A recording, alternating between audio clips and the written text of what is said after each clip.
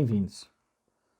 A gente viu no nosso vídeo teórico anterior a definição do que é espaço rural, né? Que tem todas umas particularidades nas suas relações específicas sociais, que são ligadas a fatores naturais.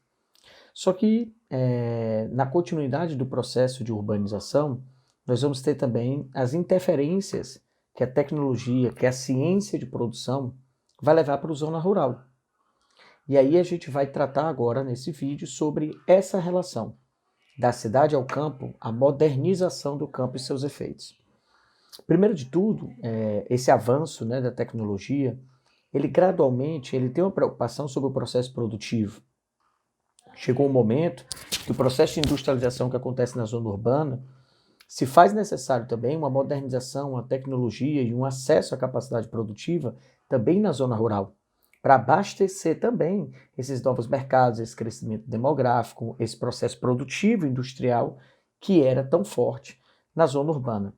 Como a Maria Nazaré Vanderlei trabalha, né, a gente precisa entender que além da capacidade produtiva, existem os impactos que a tecnologia e a modernização trazem para a zona rural, como a questão dos recursos naturais, o impacto ambiental. Quando a modernização chega na zona rural, haverá uma manutenção das estruturas naturais? A gente vai perceber que vai haver uma predação, que vai haver uma diminuição desses recursos, um impacto ambiental muito grande na zona onde essa modernização acontece, né?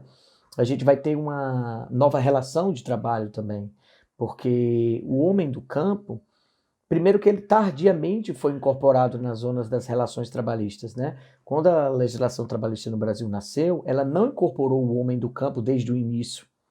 Então ele é um processo que vai acontecer ao longo do tempo.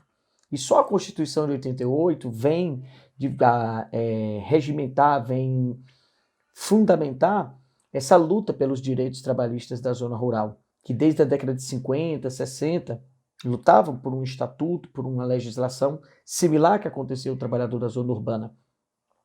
E ao mesmo tempo, essa modernização, ela substitui essa mão de obra.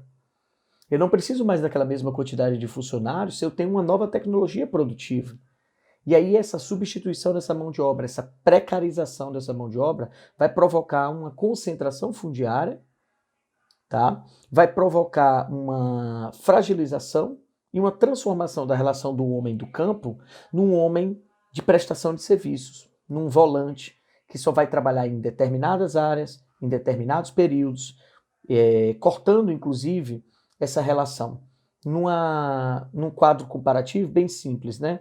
A indústria necessita de uma modernização para a produção de suas matérias-primas. Essa modernização chega na zona rural.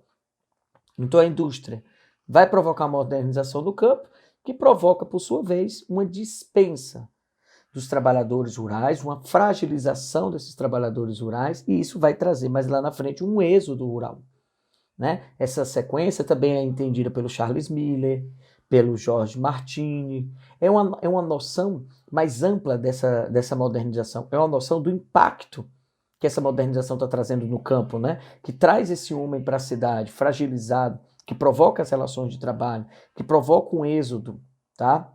E é importante também entender que essa modernização ela acontece também na área de transporte, ela acontece também na relação social de deslocamento, não só dos produtos. Então isso vai acabar provocando uma nova forma de interação do que é rural, do que é urbano.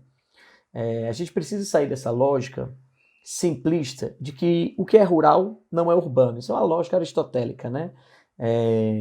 Uma premissa aristotélica. Se urbano não é rural, rural não é urbano. Só que essa associação vai obscurecer, vai enfraquecer, vai fragilizar o que é rural. Vai tornar o rural um espaço deslocado, um espaço de constante atraso. Ali é a zona rural, então ela é uma zona de atraso. Não necessariamente. Existem zonas rurais que são modernizadas, estruturadas, ambientadas para receber uma série de novas informações. Então a gente tem que entender que o nosso mundo passou por um processo de produção tal que ele também evoluiu no processo de transformação de seus espaços, de seus meios. Então esse espaço rural ele tem um novo meio de transformação constante. acompanha esse ritmo de industrialização e urbanização e vai mudando o sistema do espaço rural. Vão criando novos sistemas de transporte, tá? Então nós vamos ter uma pluriatividade.